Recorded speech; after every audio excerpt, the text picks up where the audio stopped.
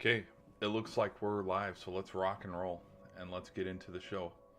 All right, everything's good, everything's good, everything's live. Hello, welcome to GVS. This is May 17th, and I thought I'd do kind of like how I was talking about. We're going to do some live preview shows in the morning, just talking about some of the game slates that we have coming up. Like right now, we're in the middle of a doubleheader as not Seattle, St. Louis Sailors just converted on the point after attempt, so we got the Battlehawks versus Birmingham Stallions. We got two games in the UFL, but the more bigger game, I would say, today is we got Game 6 against the Dallas Stars and the Winnipeg Jets. I kind of wanted to just yap a little bit about that, some things going into the game, how this thing might play out. And so, yeah, let's just jump into it, shall we? So for big news, we have the Jets game. And as you can tell by the thumbnail as well, I'll talk a little bit about Brock Purdy and his contract because he just got paid the other day. We'll talk about some MLB teams that are firing their managers because the Pirates fired theirs, White Sox fired theirs, we got the Orioles, they're firing theirs. I think we'll look at the teams that are in the bottom of the MLB standings. Only time will tell before the majority of these coaches are probably on their way out. So yeah. Okay. As we get into Game 6 tonight, there's no NBA games. Like, how these playoffs have been where we've had an NBA game and then we've had an NHL game. Like a couple, I think if it was not last week, the weekend before that, actually it might have been last weekend. We had Dallas, we had the Avalanche and the Nuggets both playing a Game 7 on the same day. No, that must have been 2 weeks ago. But you know how like those doubleheaders sometimes happen with both sports. That's not what the case is this time around. We only have one big major pro sport game, and it's going to be the NHL game. The NBA Game 7 between the Nuggets and Thunder, that's going to be tomorrow. So I'll probably give a preview and a reaction to that. I am leaning towards the Nuggets, as you know, because I really do think the Nuggets can beat the Thunder. I know the Thunder have been like way crazy good all year, but I'm going to lean with the Nuggets winning that one. But so to preview and to talk about the NHL game that we have tonight, we have the Jets at the Stars. Stars lead the series 3-2. They took a commanding 3-1 lead before the Jets tried to extend the series back in Winnipeg. Right now, the Stars are very favored. They're favored. I think this game seems not like, okay, Hayes in the barn, but I think with how dominant that the Stars have been, yes, they took a back seat last game. They got blanked. Connor Hellebuyck finally showed up in this playoffs. I say this jokingly because the dude's been absolutely phenomenal all season. Him, Vasilevsky, Kemper, Thompson, like there were a lot of Gustafson as well. There are a lot of goalkeepers that came into these playoffs with impressive stats, whether it was saves, whether it was goals allowed per game. Connor Hellebuyck was on the top, but this whole playoffs, he's struggled. He struggled against the Blues. He's been struggling against the Stars, clearly because they're down 3-2. But last game, he put a shutout. He pitched a shutout, kind of like how Stuart Skinner has pitched back-to-back shutouts too, where everybody's writing him off, like, oh, they're done. They can't compete, and then all of a sudden he's like, let me give you something to talk about. So, yeah, after Jets blanked the Stars the other day, I do think though, just with kind of how the momentum shifts between games and series, it was Game 4. It was Game 4 when you had Jason Robertson back, you had Miro Heiskanen back, you had Mikko Rantanen, like all of them back together. And that's not also including Ben and stuff. I really do think, Coach DeBoer gets him ready to go tonight. And I think it's going to be a close game. I don't think this is going to be a blowout. Like, I think since Hellebuyck has kind of caught his groove and he's on stride, caught his stride finally. Like, I do think this game will be close. I'd lean towards 3-2. 3-2 kind of game. Do I think that there could be last second overtime drama? That is not out of the realm of possibility, considering how many times the Stars have gone to overtime in this playoffs. I think the Jets have been twice, if I'm not mistaken off the top of my head. But like the Stars and Avs, they went to overtime a couple times. Like there's been a lot of good overtime games in this playoffs. I mean, hell, the Oilers just moved on to the Western Conference Finals after beating Vegas in overtime. So I wouldn't scratch that out, but I think this is going to be a game where I think with the desperation of where the Jets sit, considering they're down, like I think the Jets come out. I would not be surprised if the Jets put 2 on the Stars in the first, where it's like, oh, here we go. Like Dallas, we knew Dallas was going to blow the 3-1 lead. We knew it was just inevitable. But I just kind of have a feeling that even with a hot start from the Jets and how well they come out, playing in desperation mode, I think Jake Ottinger buckles in, everybody else buckles in, and like they make it a 2-1 thing probably at the end of the second. But then in the third, that's where we're going to get Mikko Magic. Maybe we can have Heiskanen. Maybe we can have Jamie Benn. Someone's going to get some. Well, you could also have Jason Robertson because he's back. You could have a little bit of magic there where they tie it up in the third period, force overtime, maybe net one in OT. But I just, with how the Stars have had control of this series basically from the get-go, I'd say it's safe for them to win tonight. Win a game 6. Don't even have to worry about Kalen DeBoer's undefeated record in game 7 because, I mean, it'd be very tough. I would say it'd be very tough because we've seen his undefeated record in game 7s and we know how he's gotten that reputation.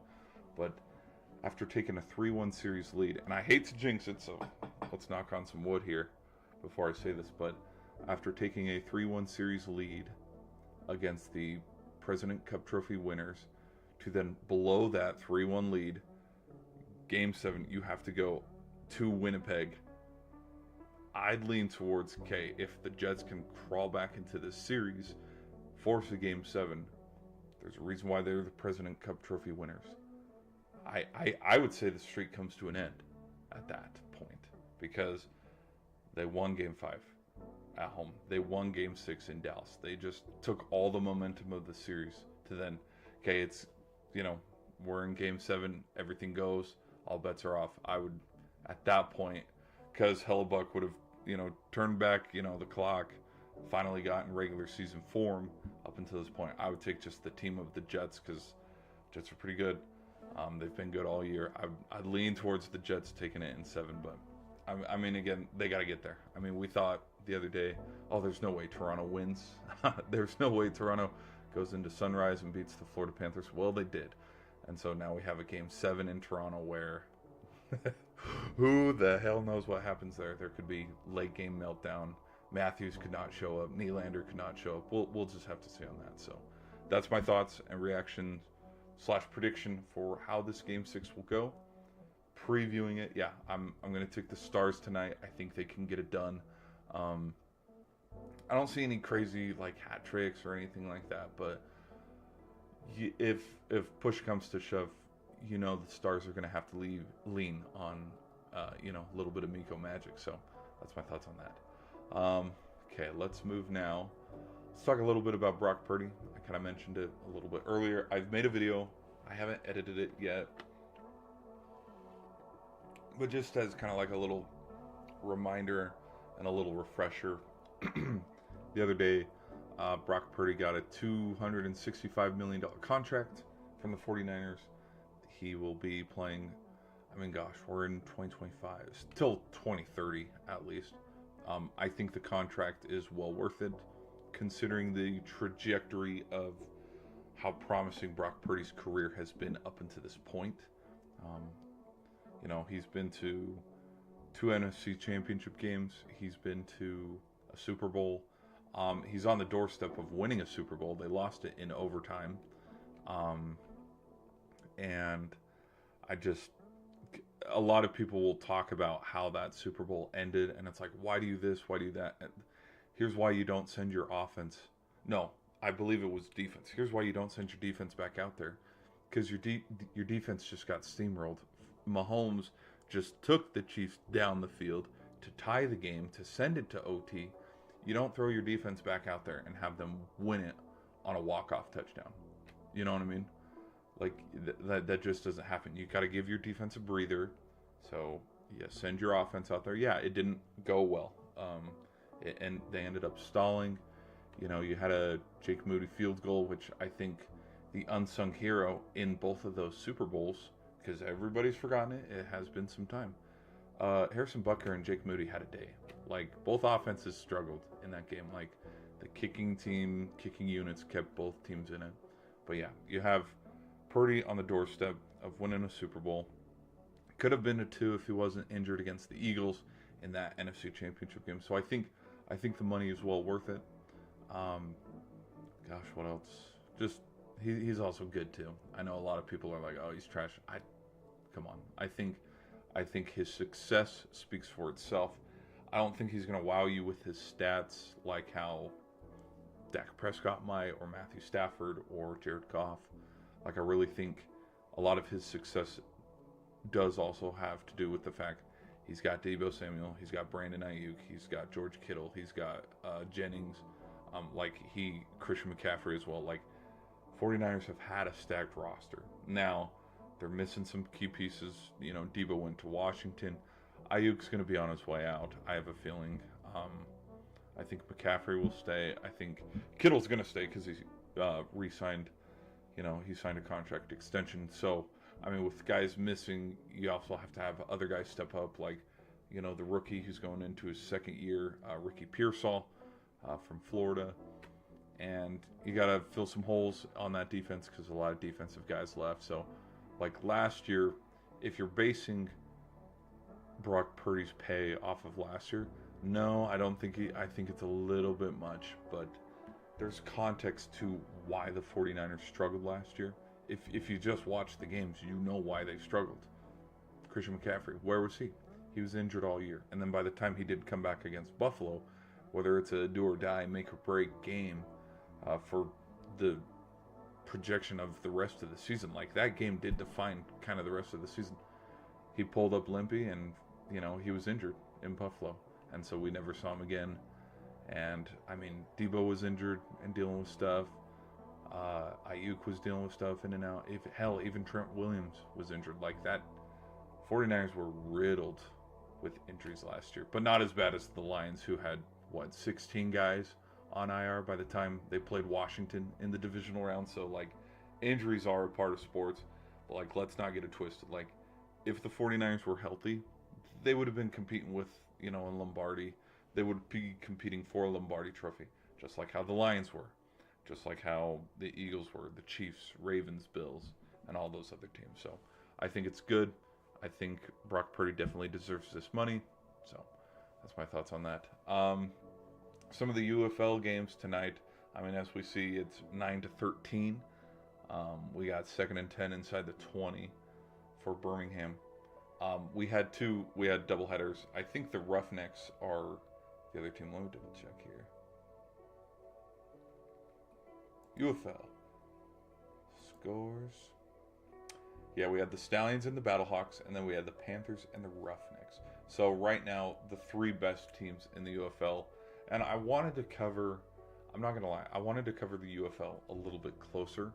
But just considering how kind of crazy these NBA playoffs have been, the NHL playoffs, we got to focus on what's big right now. And what's big right now is the NBA and the NHL playoffs. So as fun as it is to cover the UFL and talk about it, the truth is I got to watch it from a distance because, I mean, once we get to the Eastern Conference Final, Western Conference Final, and like it's more single-digit games, yes, I can focus on a little bit more of the UFL because at that point we'll be going into the playoffs. Because I think they got, you know, they're in week 8 of 10.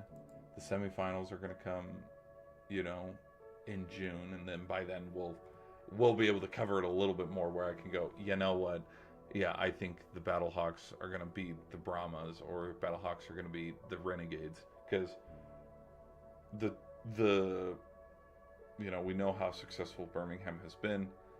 I do think the Battlehawks have been one of the better teams, because at one point they were 3-0, they were outscoring everybody. Like if you look at it from a statistic point of view that way, and they're both right now they're both 5-2, and just I'd lean towards St. Louis winning this game. I mean they got Max Duggan. I like how Max Duggan's kind of been like. I think him going to the Chargers, it was inevitable he'd end up in a beer league like this, just because Justin Herbert's the guy going forward for the Chargers. So that's that's probably where I'll like the UFL, is for the Kellen Munds and for guys like Max Duggan, where odds are if you were Patrick Mahomes or Josh Allen's backup quarterback, you're not going to make a big career. You're going to turn into a journeyman if you stay in the NFL. So, but yeah, I'll lean towards the Battlehawks. And then for the other game, that was today, Panthers and Roughnecks, I'd lean towards the Panthers just because of their record. They're also 5-2. Standings, let's double check standings. Yeah, we got Michigan and Birmingham. They'll probably play in the semifinal for the USFL.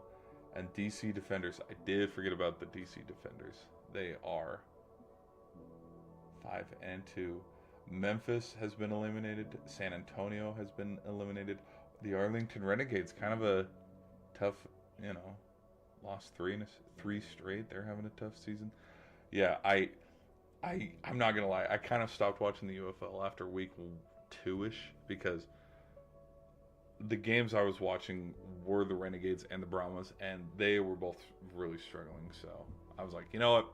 We're rolling into the NBA playoffs. We got, game one between the Bucks and the Pacers here. I think I'll just follow, the NBA and the NHL from here on out. But that's who I got for UFL today. And then the last thing, let's pull up now. Let's look at the MLB standings and rosters, because Baltimore, they just fired. Oh, this was actually 2 hours ago. This isn't like, oh, this happened last night. This is 2 hours ago. The Scuffling O's fire manager Hyde after slow start.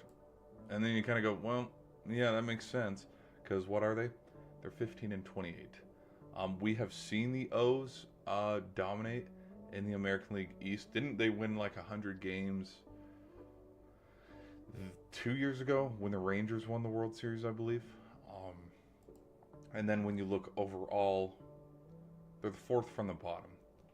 The only teams that are worse are the Pirates, White Sox, and the Rockies. And I would say this is just me leaning on, if your job is based off of your success rate, I would say I think the White Sox have fired their coach. The Rockies damn sure better fire their coach, because they haven't won 10 games yet. They're still 7-37. I know the Pirates have fired their guy because we've seen the Paul Skeens video talking about, like, well, someone's, got to take accountability. And I think that was clipped out of context, too, because the quote didn't say his full bit. Like, it made him look like, yeah, anyways. But, Rockies, White Sox, Pirates, Orioles, Marlins are sitting at 17-26. Washington sitting at 19-27. The Angels are sitting at 18-25. See, the Angels are already back in midseason form. We knew it was fluky. We knew them being good at the beginning of the year didn't mean much. And then you got Tampa at 20-24, Milwaukee at 21-24, Toronto at 21-23, Cincinnati at 22-24, Boston at 22-24, and then Athletics at 22-23, and then the Braves at 23-22. And then that is where they break the threshold of 500, I would say. 1, 2, 3, 4, 5, 6, 7, 8. The bottom 8 to maybe bottom 10 with Toronto. So Toronto, Milwaukee, Tampa, Angels, Nationals, Marlins. I would not be surprised if none of these teams make a jump, because we're through with the first quarter of the MLB this weekend. I would not be surprised if we're seeing breaking news. Milwaukee, Milwaukee has fired their manager Pat Murphy. Wouldn't be surprised because, I mean, when you look at the NL Central, like the Brewers have dominated. So to see them in fourth place, kind of probably a shock. Those who follow Milwaukee closely probably go, "No, are you kidding?" But from a distance and how successful the Brewers have been in winning the division, playoffs is a totally different thing. But like them winning that division, it does kind of make sense considering, yeah, the Cardinals sitting at 2 and the Cubs sitting at 1. Like the Cubs are having a hell of a year, but the Cubs usually, when we've looked at this, just this division alone, the Brewers have been at the top. The Cardinals, sometimes it ebbs and flows. They were at the bottom last year, but usually it'd be Milwaukee and the Reds at 1 and 2. Chicago would be at 3. St. Louis would probably be at 4, and then the Pirates, yes, would be at the bottom. And so, yeah, that's my thoughts on that. Not surprised, not shocked. Considering where, let's just look at the leagues. I don't think Baltimore's going to get to the postseason this year. I think, when you look at the divisions, I think the Yankees are going to win the East. I think the Tigers are going to win the Central. I think the West is going to go to Houston, or the Rangers. And then from some wild card teams, I think Boston could be a wild card team. I think Cleveland could be a wild card team. If Seattle can keep it up in the West, I think Seattle could be a wild card team. So yeah, I can't see unless the coach you bring in or your interim head coach, unless the O's start playing.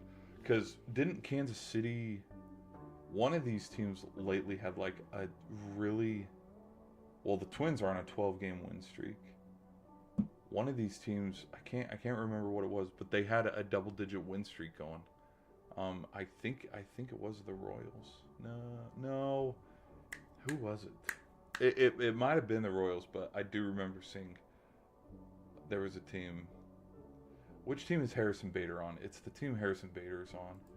Hold on, let me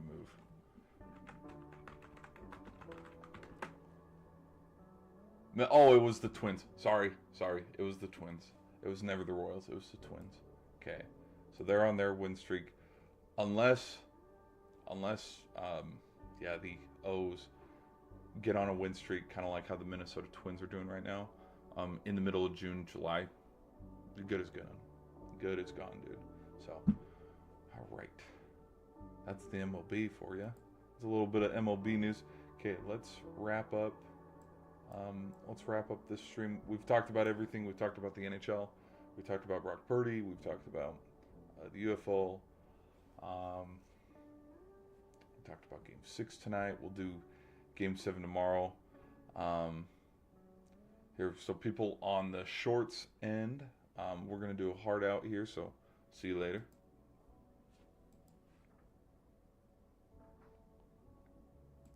Dismiss. All right. Finish up that stream.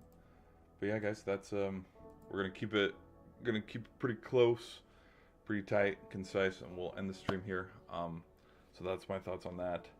I think we got a pretty big game tonight for the Dallas Stars and Winnipeg Jets. Stay tuned. Be sure to hit that like button. We're gonna start to do morning streams like this. We're gonna preview stuff. Talk about stuff, and then with how a game might go, we'll cover it after the game. We'll do post-game reactions. Okay, so now Jamar Smith is going to go in. That's the other thing too about the UFL. Little side tangent, because you can't compare the UFL to the NFL. You really can't, because the level. Okay, this is going to be a hot take, okay? Because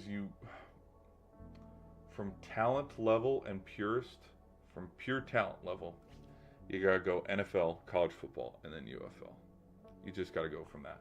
But from enjoyment, college football is a lot more enjoyable than the NFL. So I'd put college football, NFL football.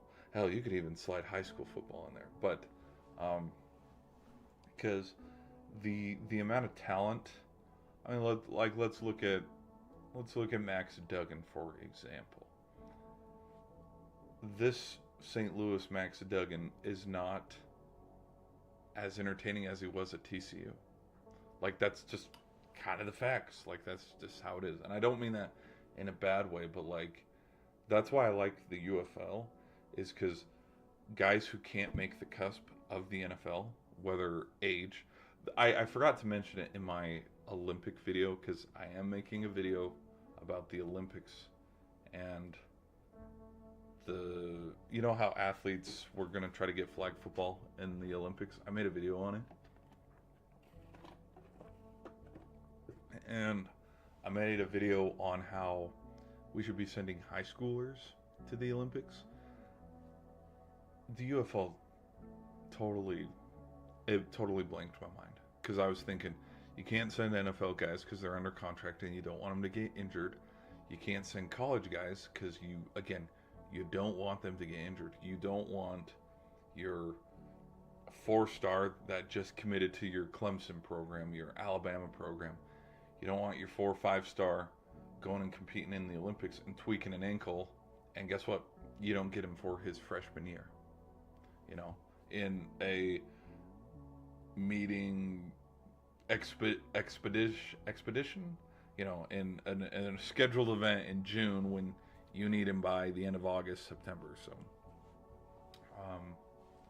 because I mean, look, and we'll go back. It defined his career. Paul George. I can't remember if when he broke his leg, I can't remember if that was a showcase game. I can't remember if it was practice, if it was actual Olympics, but it's like, that's kind of what the extreme danger of playing in the Olympics and stuff is. He was injured. That kind of derailed. I think that was the reason why the Pacers traded him. So that affects the longevity of his career, because look at what he's done ever since he was a Pacer. I mean, I did think he did pretty good on the Thunder with Russell Westbrook and Adams when they were still there together. But we have professionals here in the UFL, and I think it'd be better if you throw them out there if we were to compete in the Olympics. But I mean, no shot at anybody. Like, that's what's been tough about trying to cover the UFL, is because from like a talent standpoint, it's there, but like it's very, like it's just different.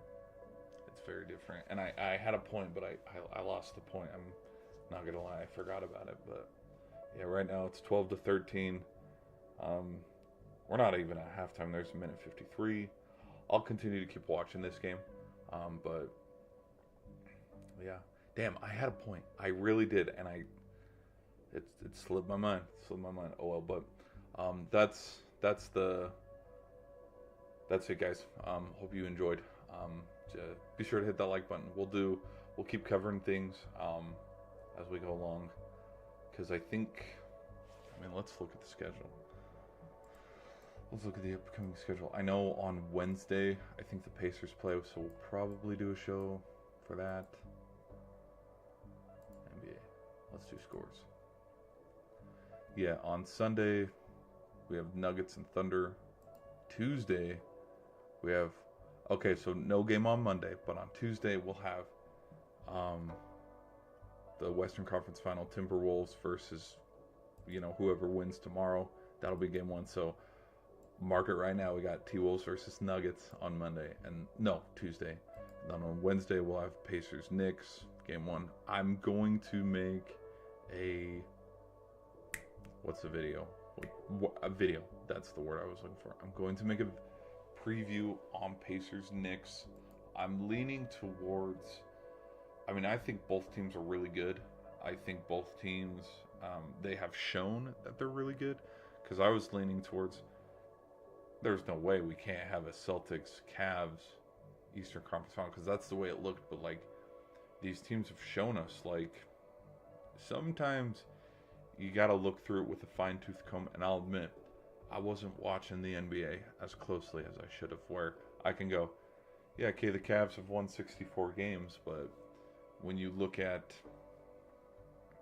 when they play teams above 500, when they play teams that are within title reach, for example, like the Pacers, the Knicks, the Thunder, the Nuggets, the T-Wolves, Warriors, like you throw those teams out there, it's like, yeah, their record's as good as it is because they're beating up on teams that didn't even make the play-in, didn't even make the playoffs.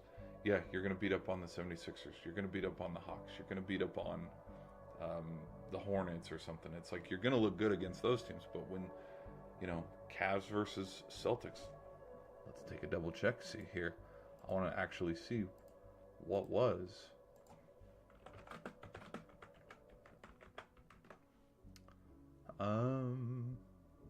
Cavs won 2 of the 3. I mean, the group stage for the NBA Cup, I'm not gonna fret on that too much. So it was 2-2. So I don't know. Some of it, dude, you can't. Some of these playoffs, man, they're unpredictable, and I think momentum is a huge thing with how the Pacers just like, yeah, they stole 2 in Cleveland. Like, they weren't a team that won on the road. Like, you look at their regular season, they went 20-20 on the road. But the fact that they stole 2 from Cleveland, and then Cleveland was already in a hole. Then you got Donovan Mitchell, his lingering injury. Was he going to play? Was he not going to play? The Knicks stealing some, in the TD Garden. Like, home court matters, and you got to take advantage of it. So I would say, who's the... Okay, so New York has home court. I genuinely think Game 1 will determine a lot of how that series goes. I really do, because apparently the Pacers can win on the road, so would not be shocked at all if the Pacers, go in there and it's like, whoops, we took Game 1. Hopefully this thing goes 7. I really do think this thing can go 7, because these two teams are very, very evenly matched. Like, if it was Pacers against a healthy Celtics team, I'd take the Celtics. Or if it was Knicks against a healthy Cavs team, I would take the Cavs. Like, these two seem it seems very evenly matched. Momentum, I can't say who'd win off of momentum. You could also look at the point of view of Knicks just beat the defending champ Celtics. Now, if Jason Tatum was injured, that's a kind of an outlier there. And I think it'd do a little bit more damage, kind of like with the T-Wolves. Knicks beat up an injured Celtics team. So how are they going to fare off against a healthy Pacers team? The T-Wolves just beat up a injured Warriors team. Did that really get them ready for whoever's going to win between the Thunder and Nuggets? No. I'd argue no, it won't. But again, we'll just have to see. So, yeah, that's the future on that. Do we have any NHL? When's the... Well, we would have freaking had anybody playing on Sunday? Game 7. Yes, Game 7 between the Panthers and Maple Leafs. That's tomorrow. We'll give a preview on that tomorrow. We would have had Game 7 if the Winnipeg Jets can win tonight. There will be Game 7. That's because nobody's... Well, where's the... Oh, they haven't even... Because I'm like, where's the Oilers? They haven't been able to schedule it because they need a winner out of the Stars and the Jets. And then the Canes, they haven't scheduled a Canes one because they need a winner out of the Maple Leafs and Panthers. They haven't scheduled it out like the NBA has, which if the Panthers would have won it, we'd already have our Eastern Conference final. But I think it's going to be good either way. I think we're eating good as hockey fans. I think we're eating good as basketball fans. So that's my thoughts on that. give you a little bit of extra juice and stuff for the people who are watching on the horizontal stream whenever you might watch this. So a little bit more juice than the short stream, but yeah, we'll end the stream there, guys. Hope you enjoyed. I'll catch you post game for the winner between Dallas and Winnipeg. So see you then.